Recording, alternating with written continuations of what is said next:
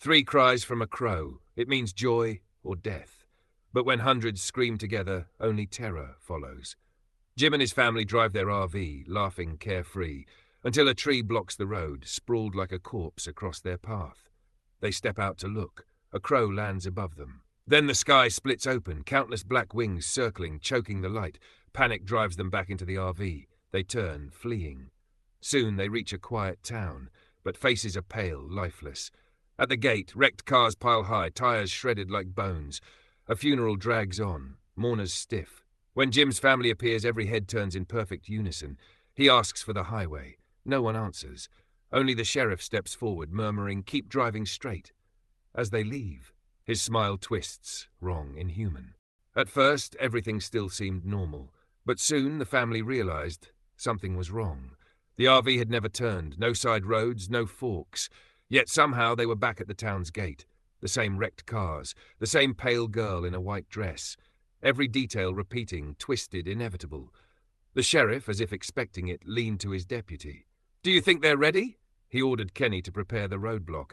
Jim's wife blamed his driving, too fast to spot the exit. But Jim shook his head. "We're barely at 30. Before the words could settle, a car shot straight at them. Jim swerved and the RV tore violently into the trees. Jim wakes in pain. His body jammed against a tree trunk, trapped inside the wrecked RV. His wife lies unconscious. His daughter, shaken but alive. But his little boy, a jagged branch has torn through his thigh. Jim struggles to break free. On the road, the car that caused it all sits abandoned.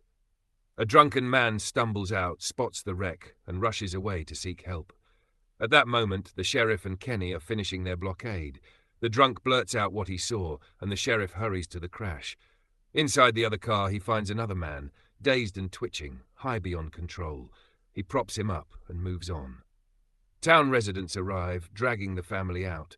Most are only bruised, but the boy's wound is grave. Saving him will take an hour. And night falls in 40 minutes. Ignoring Kenny's warning, the sheriff pulls out a stone carved with strange symbols. He hangs it on the RV. Darkness falls, whispers rise, and the forest fills with ghostly figures. They're coming.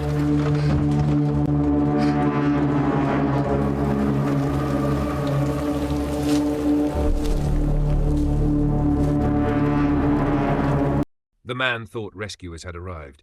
He begged Sheriff Blackrock to open the door, but the sheriff froze. This forest was empty. No rescue could ever come. The mother, desperate to save her son, tried to force the door open.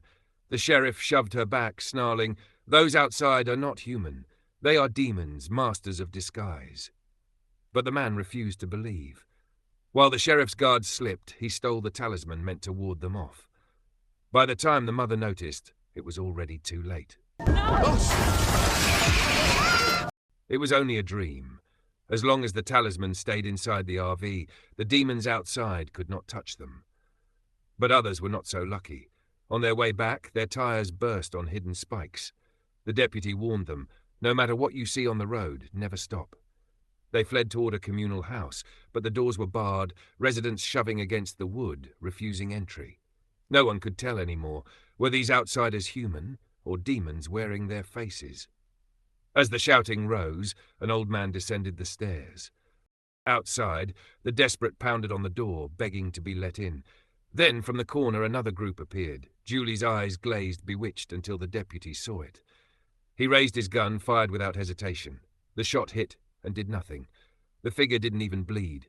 Luckily, the door flung open and the survivors stumbled into safety. Elsewhere in the RV, Jim's family endured the night. At dawn, rescuers arrived, pulling the boy free at last. They rushed back toward town, only to find its gates wide open. The black stone of protection lay shattered on the ground. The deputy burst inside, only to see his father's hollowed shell, body emptied by the creatures. Disasters piled one after another, draining the sheriff's spirit. But the true horror was only beginning.